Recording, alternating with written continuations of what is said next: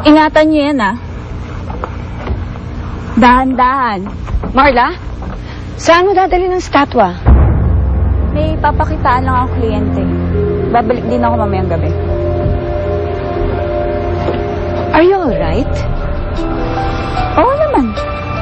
Pagkatapos nung nangyari kagabi, hindi ka pa halos nakaka-recover, magtatrabaho ka kagad. Baka naman bumigay ang health mo niyan. Ma, don't worry. Kaya ko ang sarili ko. Trust me. Alis na ako. Nilagay na ba ng maayos? Siguraduhin yung walang gasgas yan, ha? O, tara.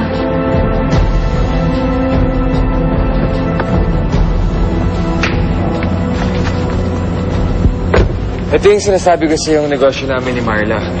Tinayo namin to 2 years ago. Mika.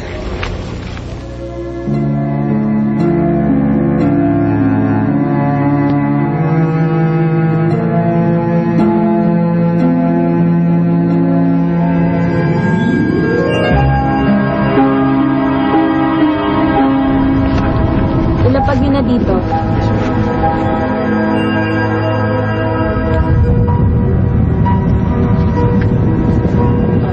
Legit na akong iwan.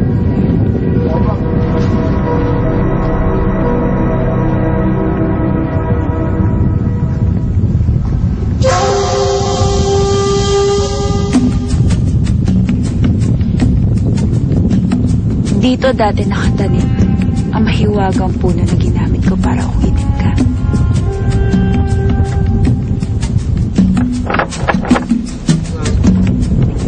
Gumalaw ka man, hindi ka makaw.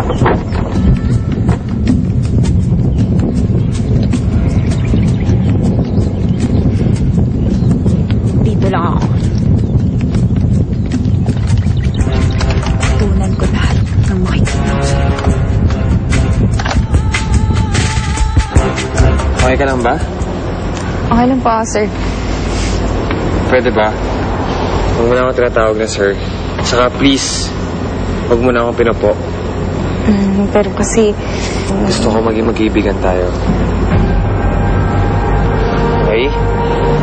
Magkaibigan? Oo. Gusto ko itrato mo ako isang kaibigan. Pero din ako sa'yo.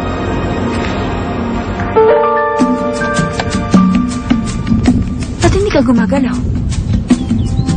Gumalaw ka na. You're telling us na pwedeng ibilanggo ang kaluluwa ng isang tao sa isang bagay? Paano itong makakalaya? Depende sa sinumpang kasunduan ng lumikha ng ritual. A certain chant, maybe. Or a kiss?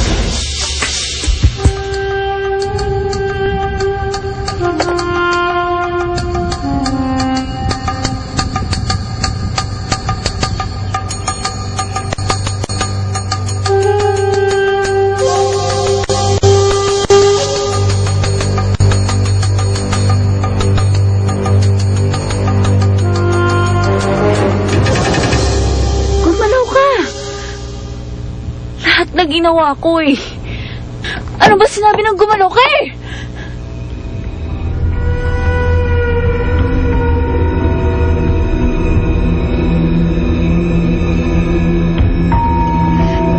Hindi ako baliw. Ayaw mo sa akin, hindi ako baliw. Gumalaw ka na!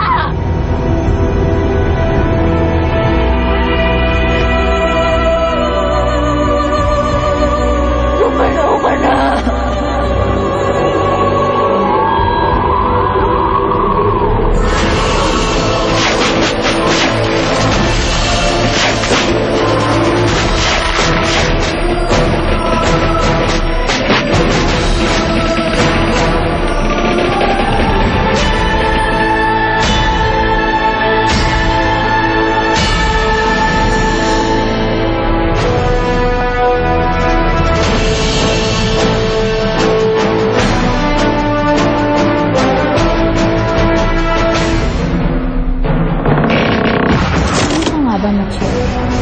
Bakit ka nabuhay?